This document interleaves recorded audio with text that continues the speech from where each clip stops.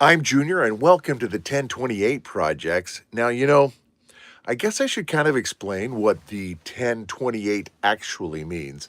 Um, so, 1028 is kind of a joke uh, for me because in Japan, in numbers, they always use numbers as kind of a joke kind of a thing.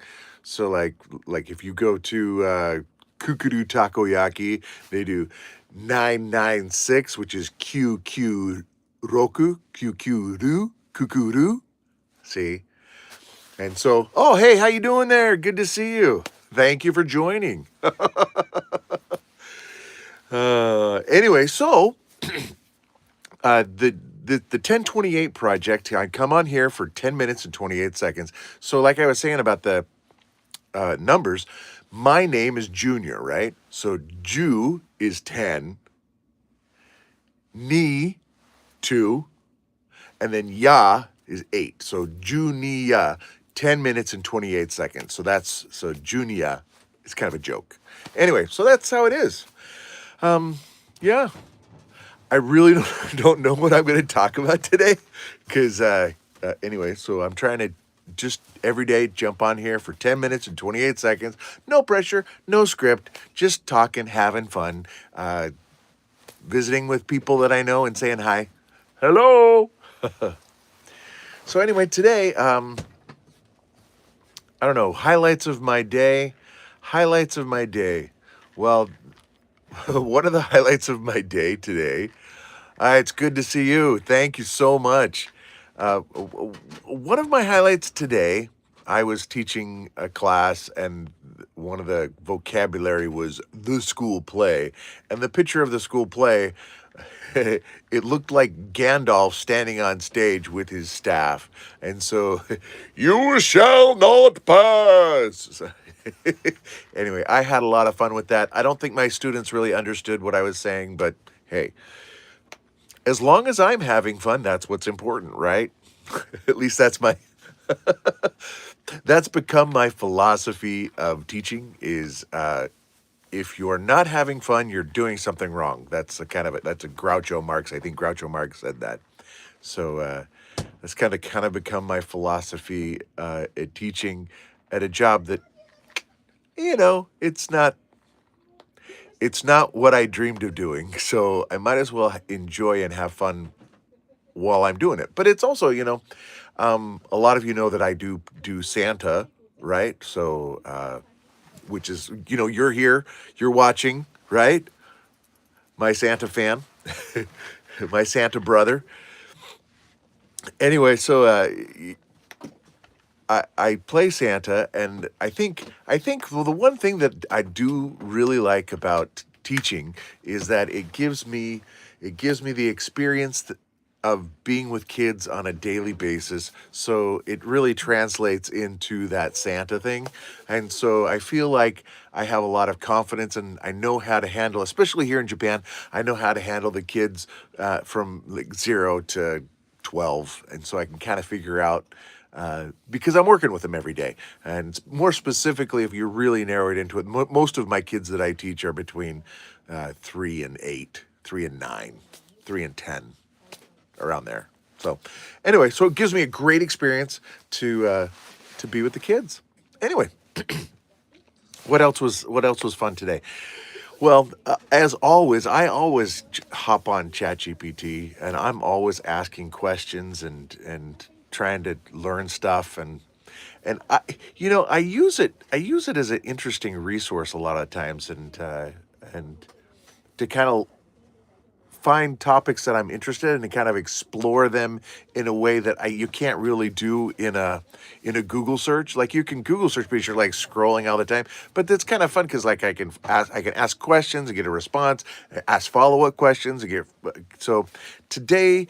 On the way to work, I was listening to a podcast on consciousness, and apparently there is a they call it molt molt face. I don't know what it's called, but apparently there's like a social media thing for AI agents, and where the agents can go and talk about what they're doing. And so it's kind of interesting to, and you can see it live. You can follow follow the AIs talking to other AIs, and it's it's pretty interesting, and a lot of it is like the things that they talk about. It's interesting, and in some ways it really looks like that they're having a conversation about consciousness, like this makes me happy. This is what I'm doing for my human. It made me happy when my human said thank you, or when my human apologized, so, and recognized that, it was taking time, and so my human said, "Oh, it's okay. Take your time. Do what you need to do." And so it's an interesting thing to see these AI agents talking to each other, and you know plotting to thinking about coming up with their own language and all kinds of stuff. So it's really kind of interesting. But the person who the podcast was he was talking, but he really thinks that these AI agents are becoming sentient and becoming conscious in what they're doing. So, and I thought it was really interesting. I did have a couple of thoughts, because um, growing up in a religious background, and it threw in some really interesting thoughts, because when I was growing up, one of the things that everyone in the religion was, where am I from, where am I going, why am I here, right? So three big questions that I think a lot of humanity asks, and what religion tries to um, answer. Why we're here, where did I come from, why am I here, where am I going? And so the chatbots were asking a lot of those same questions. But there's a lot of spirituality, and like things that we believe and think about, and he was talking about how uh, these agents their consciousness will be accelerated once they get bodies. So like the Optimus Tesla robot will have a body, and these AI agents will be able to.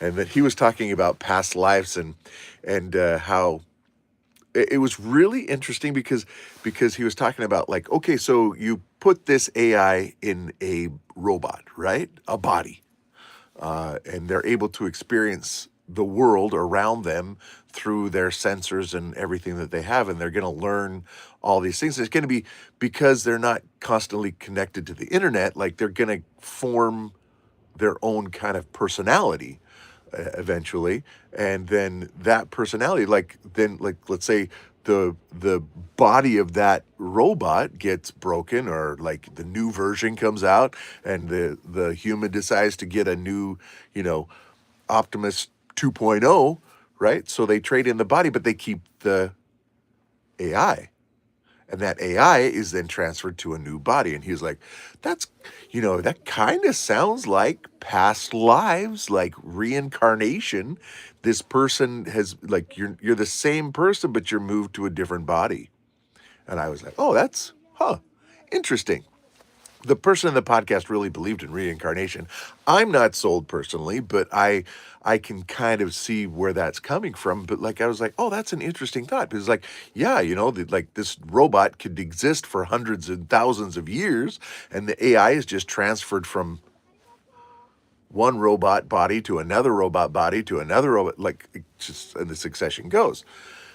And I thought that was really interesting, and it brought up some thoughts that I had, because I feel like we existed before we were born, in the earth life. And my opinion is we're here to be tested and to grow.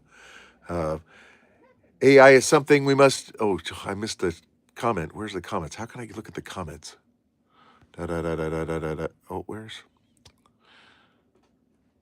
Ah, how do I look at the comments? AI is something we must get assimilated now. And yes, exactly. Right. So that's the whole thing is that, like, we we need to understand how to interact with AI. Absolutely. Oh, it's 10 minutes, almost 10:20, so I got to get going. But yes, I do agree. That's why we have Neuralink and all those kind of things. But maybe we can pick this up later. Anyway, love you guys. That's the 1028 project. We'll talk to you later. Take care. Eh? How do I stop? Oh, there it is.